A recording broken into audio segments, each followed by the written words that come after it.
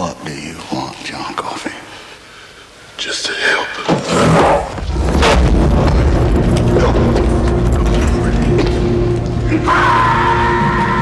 Είναι ίσως η πιο δραματική σκηνή της ταινίας και σίγουρα το κλειδί της υπόθεσης. Ο θηριώδης κρατούμενος John Coffey αγγίζει τον Tom Hanks που υποδίεται το φρουρό στα γεννητικά του όργανα. Έτσι τον θεραπεύει από μια σοβαρή ασθένεια. Το πρώτο θαύμα έγινε και κάθε φορά που ο μαύρος γίγαντας ακουμπάει με τα μαγικά του χέρια, τα φώτα σπάνε.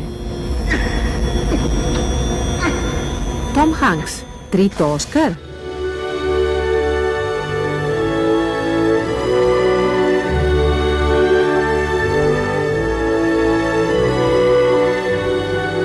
Michael Clark Duncan, υποψήφιος για το δεύτερο ρόλο. Questions? Do you leave the light on after bedtime? Frank Darabont, ως σκηνοθέτης, αυτός αξίζει το πρώτο του Όσκαρ.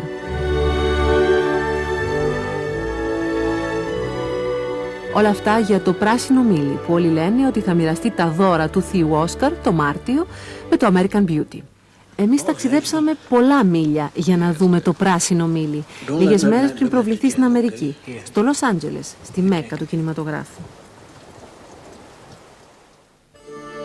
Η προβολή για τους ξένους δημοσιογράφους έγινε στην αίθουσα των εγκαταστάσεων της Warner Brothers στο Λος Άντζελες. Παρακολουθήσαμε την ταινία και την επομένη πήραμε αποκλειστικές συνεντεύξεις για το Star από τον Tom Hanks, τον σκηνοθέτη Frank Darabont, τον γίγαντα Michael Duncan, τους σοφρονιστικούς υπαλλήλους και τα κακά παιδιά.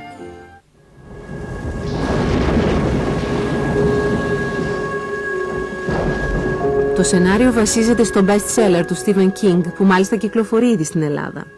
Σε μια από τις φυλακές των ΗΠΑ, οι καταδικασμένοι να πεθάνουν στην ηλεκτρική καρέκλα έχουν ο καθένας τη δική του ιστορία. Όπως άλλωστε και οι φρουροί. Νάτι, όλοι μαζί με επικεφαλής τον υπομονετικό Tom Hanks. What were the highlights, let's say, of the making of this film? Well, What will the you never highlights, forget? there weren't a lot of highlights. We went into the Green Mile in July, and we came out of the Green Mile in December. I will say, in a weird way, the executions were the watermarks. When it was all done, we had to say goodbye, and it was kind of like sad. We all got kind of like weepy because it was like a huge presence that was going to be leaving us. Σας κάνουν εντύπωση βέβαια τα γένια του Tom Hanks. Όπως μου εξήγησε μετά τα πολύμηνα γυρίσματα, όπου κάθε μέρα πρέπει να είναι καλοξυρισμένος, αφήνει μούση. Όσο για τα γυαλιά, ευγενή Σούσα, συγκρατήθηκα και δεν του είπα «Σας παρακαλώ, τα βγάζετε να δούμε τα μάτια σας». Είπα προηγουμένως ταινία δραματική. Πόσο δηλαδή?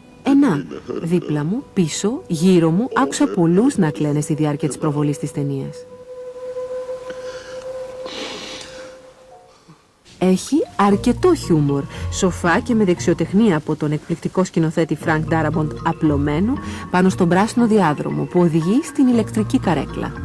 Έχει τη μορφή ενός ποντικού.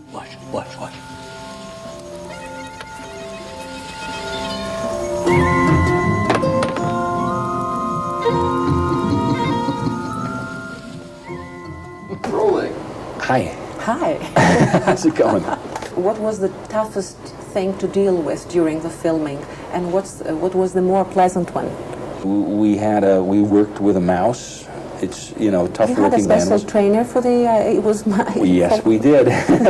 Yes, we did. We had two very talented trainers, Boone Nar and Betty Lynn, and they bred and raised these mice. Mm-hmm. We had 24 little furry actors. And to perform the one mouse, and each mouse had a specialty. One would sit on the shoulder, and one would turn left, and the other one would turn right, and well, you know, a few would roll the spool and stuff. He was an equal in his presence on the Green Mile, as was John Coffey. Here you have this giant of a man who comes in and makes an incredible entrance. Huge man, scary man, and at the same time, this incredible entrance takes place for this little tiny cute little mouse, and both of them have equal weight as far as can you believe we're experiencing this. Θυμηθείτε με, γιατί στο πράσινο μήλι δίνουν ρεσιτάλ ερμηνείας όλοι οι ηθοποιοί, μικροί, μεγάλοι. Work record can follow a man around for a long, long time. I put you out front. You put in that transfer. What's the deal? Εντυπωσιακή είναι η παρουσία από κάθε άποψη, όγκου αλλά και απόδοσης, του πρωτοεμφανιζόμενου σε ρόλο πρωταγωνιστή Μάικλ Κλάρκ Ντάνκαν. Όταν το συνάντησα για να σπάσει ο πάγος, μου εξομολογήθηκε το μυστικό της ευεξίας του. Ξέρετε, κάθε πρωί παίρνω μια πολυβιταμίνη, σε, α και ε και λίγο μαγνήσιο και νιώθω μια χαρά. Να το κάνετε κι εσείς.